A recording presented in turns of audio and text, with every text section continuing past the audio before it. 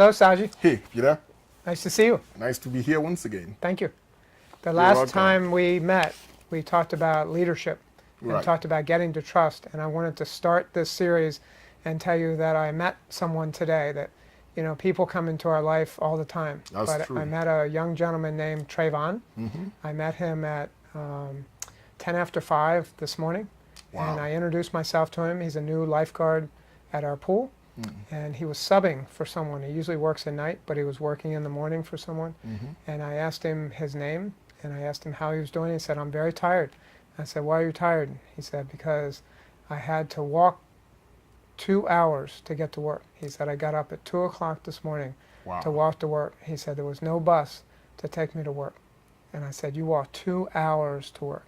And so I thought it was a great example of leadership because he influenced me very positively. I've been thinking about him all day long.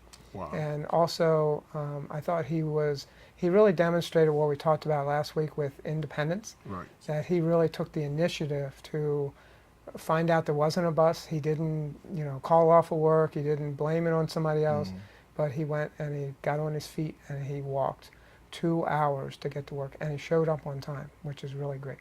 So Right. he's my hero of the month, and I think he really demonstrates. And I drove back out to where he works, and I gave him a signed copy of the book and told him that he's a leader. So That is very, very impressive. That's a great example yeah, of someone going from rust to trust without any excuse. yeah. So the first thing we want to talk about is continuous improvement. We start with a question, and we said, share an example of when you recently witnessed continuous improvement. And I know that we're doing this video today with new sound microphones. And so I think that's a great example, a current example that we're using of, we wanted to improve the sound of these videos, so we went out and we got some microphones. The other example I wanted to give was we were down at the beach, and I noticed that the parking meters are all been taken down and then been replaced by kiosk, where you go and you put a credit card in and you get a piece of paper and you put the piece of paper on your dashboard for the amount of time that you want. So what a great example of continually improving a process or a situation. Some of the key takeaways that I would say about continuous improvement, I'm holding this bike because I think the bike is a really good example of what continuous improvement stands for. And what it really means is that if you're standing still, you're going backwards. And on a bike, you really have to keep pedaling or you'll fall over. And I think continuous improvement's the same way. You need to continually improve every aspect of your business life and your personal life.